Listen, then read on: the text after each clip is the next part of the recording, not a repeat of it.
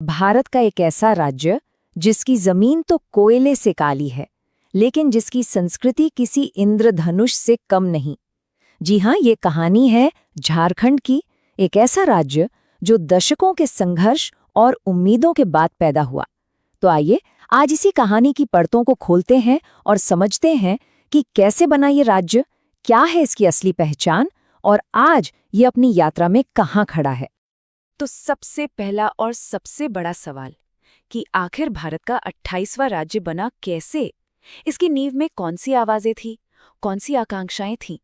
चलिए इसकी पूरी कहानी जानते हैं।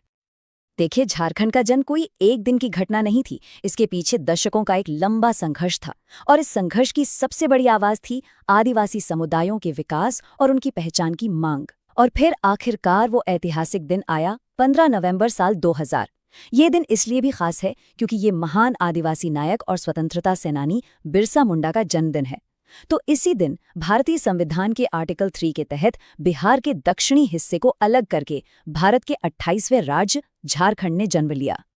तो ठीक है, राज्य तो बन गया, लेकिन सवाल ये है कि इसकी असली पहचान क्या है? वो कौन सी चीजें हैं जो झारखंड को झारखंड बनाती हैं? चलिए अब जरा इसकी जमीन और यहाँ के लोगों को और करीब से जानते हैं। अगर झारखंड की पहचान को सिर्फ एक शब्द में समेटना हो तो वो शब्द होगा खनिज। ये राज्य कुदरती संसाधनों से, मिनरल से लबालब भरा हुआ है और यही इसकी अर्थव्यवस्था की रीढ़ की हड्डी भी है।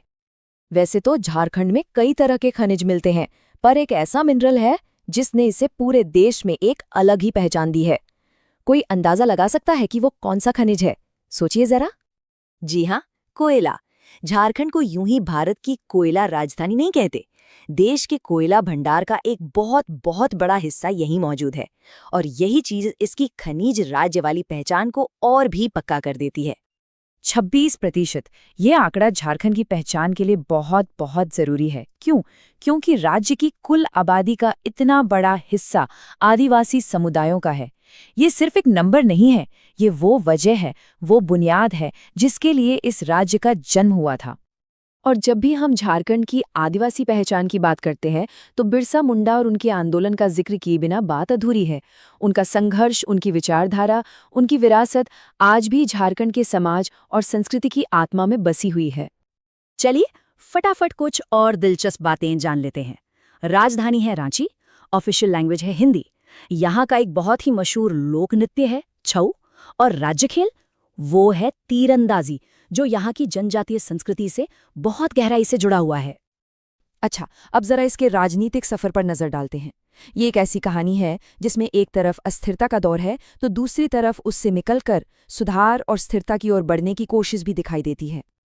किसी भी नए राज्य की राजनीतिक कहानी उसके पहले लीडर से शुरू होती है। तो झारखंड के पहले मुख्यमंत्री थे बाबूलाल मरांडी, जिन्होंने राज्य के शुरुआती प्रशासनिक ढांचे को खड़ा करने का काम किया।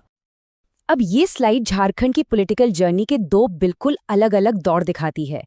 एक तरफ था 2005 से 2010 का समय, जो राजनीतिक रूप से काफी उथल-पुथल भरा रहा। सरकारें आईं और गईं, मतलब बहुत अस्थिरता थी। लेकिन फिर 2014 के बाद तस्वीर थोड़ी बदली और शासन का फोकस स्टेबिलिटी, इंफ्रास्ट्रक्चर डेवलपमेंट और डिजिटल सर्विसेज पे ज्यादा हो गया। अभी डिजिटल सेवाओं की बात हुई तो इसका एक बहुत अच्छा उदाहरण है डीबीटी।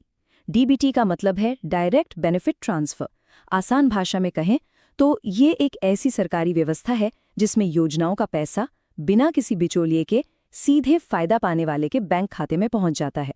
और ये 2014 के बाद हुए डिजिटल सुधारों का एक बहुत ही जरूरी हिस्सा रहा है। तो अब तक हमने झारखंड का बनना, उसकी पहचान और उसकी राजनीति को समझ लिया, लेकिन आज की सच्चाई क्या है? भविष्य की राह कैसी होने वाली है? अब हम उन चुनौतियों पर बात करेंगे जिनका सामना झारखंड आज कर रहा है और उनसे निपटने के लिए क्या रास्ते अपनाए जा रहे हैं। तो आज के दिन झारखंड के सामने 3 सबसे बड़ी चुनौतियां खड़ी हैं।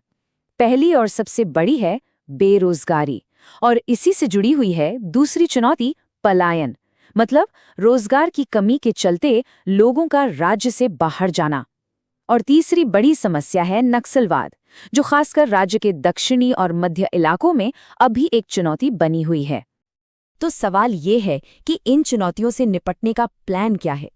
कह सकते हैं कि रणनीति 3 मजबूत पिलर्स पर टिकी है। पहला, एजुकेशन और स्किल डेवलपमेंट, जो भविष्य की नींव है। दूसरा, इंक्लूसिव ग्रोथ, मतलब ऐसा विकास जिसका फायदा समाज के हर तबके तक पहुंचे। और तीसरा और सबसे जरूरी, रोजगार के नए मौके पैदा करना, जो राज्य की इंडस्ट्रियल पॉलिसी का मेन फोकस है।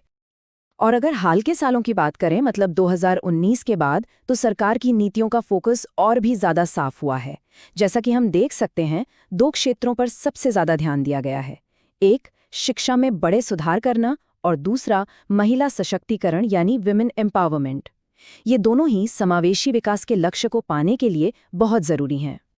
तो इस पूरी कहानी को समझने के बाद हम एक बहुत अहम सवाल पर आकर रुकते हैं कि क्या वाकई में शिक्षा और स्किल डेवलपमेंट ही वो चाबी है जो झारखंड की सभी संभावनाओं का ताला खोलेगी और उसके देखे हुए सपनों को एक नई और ऊंची उड़ान देगी? ये एक ऐसा सवाल है जो हमें इस राज्य के भविष्य के बारे में सोचने